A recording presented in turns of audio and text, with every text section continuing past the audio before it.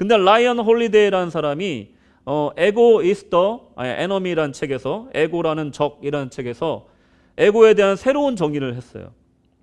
에고는 지나친 자기의식이라고 정의를 합니다. 에고는 당신이 원하는 것, 당신이 가지고 있는 잠재력 선함을 방해하는 적이다. 에고는 기술의 온전한 습득이나 창의적인 통찰의 소유, 다른 사람과 여러분 이야기 하나 해드릴게요. 어느 날 교회 지하에 나이트클럽이 생겼습니다. 여러분 교회 지하에 나이트클럽이 생겨버렸어요. 그러던 어느 날 새벽 분명 술에 취한 것으로 보이는 여성이 교회당에 들어와 앉아있는 것을 이 권사님 한 분이 보게 된 거예요. 이거 은혜가 안 되니 한번 내보내야겠다 그러고 목사님한테 말씀을 드렸어. 근데 도무지 목사님이 말을 들어주질 않는 거예요. 그냥 내비두라는 겁니다. 자칫 분란이 일어날까봐 그냥 순종하는 마음에서 권사님이 그냥 화가 치밀어 올랐지만 참고 자리에 앉았다고 그래요. 그렇게 몇 날 며칠을 계속 술 먹고 올라오더라는 겁니다. 울다 가고 통곡하다 가고 그게 며칠 몇 날이 되더라는 거예요. 그러더니 나중에 그 자매가 회개하고 예수 믿고 신앙생활을 잘하더라는 겁니다. 그리고 또 한 가지 또 놀라운 사실이 있는데요, 여러분. 그 지하 나이트클럽에서 DJ 하던 분이 있었대요. 근데 그 청년이 요즘에 굉장히 유명한 찬양팀 예람 월십의 리더 목사님이 되셨다는 거예요. 정말 하나님의 역사가 어떻게 일어날지 모르지 않겠습니까? 그 나이트클럽 위에 있던 교회 목사님 아들도 목사가 되고 그 지하실에서 DJ 보던 그 청년도 목사가 돼서 나이트클럽 출신 목사와 그 위에 있던 교회 출신 목사가 동시에 이렇게 자라나는 모습을 볼 때 하나님의 역사는 우리가 상상할 수가 없구나라는 것을 알게 되었다는 겁니다. 교회는요, 문턱이 높으면 안 된다는 겁니다. 그리고 갈등이 있을 때 가장 중요한 것은 일단 들어주고 용납해야 된다는 거예요. 예루살렘의 성도들은 베드로의 행동을 받아들일 수 없어서 비난을 일단 했습니다. 하지만 그리고 혹시라도 하나님의 뜻에 거스를까 봐 두려워서 베드로의 말을 일단 경청해 줍니다.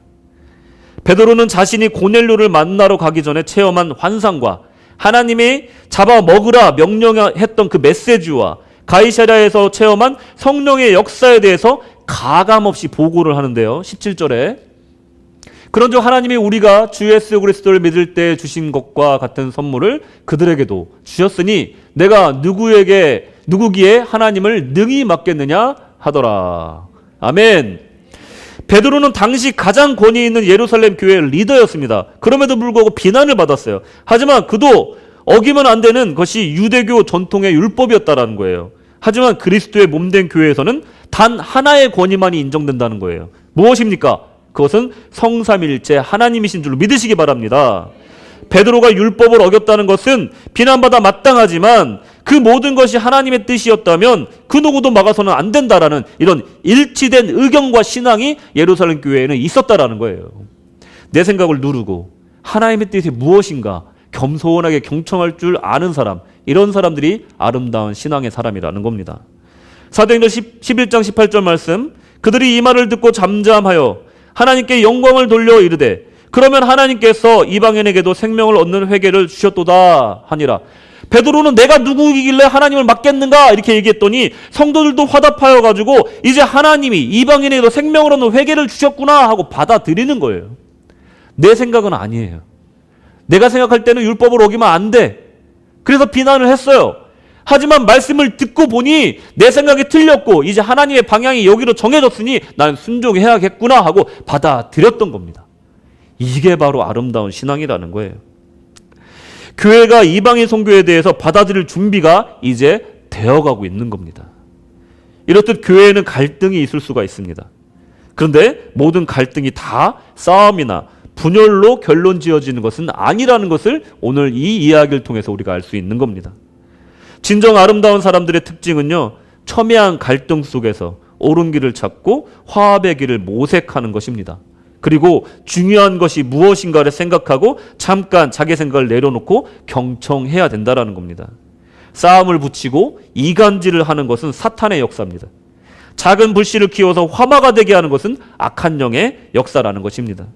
교회에서도 별일 아니고 차분하게 대화해보면 풀릴 문제를 아주 극단적인 문제로 만들어서 누구 하나는 나가야 되는 일로 만들어버린 사람들이 종종 있더라는 겁니다.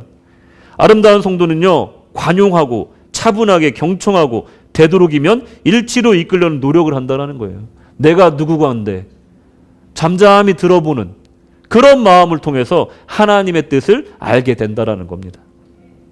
나의 생각과 가치관이 맞지 않는다 하여도 다시 한번 기도해보고 입 밖으로 비난을 내뱉기 전에 다시 한번 생각해보는 사람이 아름다운 그리스도인의 올바른 태도라는 겁니다. 사회생활도 여러분 해보면 아시겠지만 앞서서 싸우고 논쟁하고 주도하는 사람이 있는가 하면 또 반면에는 정말 옆에서 조율하고 화합하고 또 조용히 일하는 사람도 꼭 필요하다라는 거예요. 그러니까 이 화합하는 사람의 이 피스메이커의 역할이 분명히 필요하다는 겁니다. 존중 없이 하는 비난은 관계를 무너뜨리지만 경청과 화합은 앞으로 나아가게 한다는 겁니다. 예루살렘 교인들이 아름다운 그리스도인이었다는 증거가 바로 이 이야기를 통해서 나타납니다.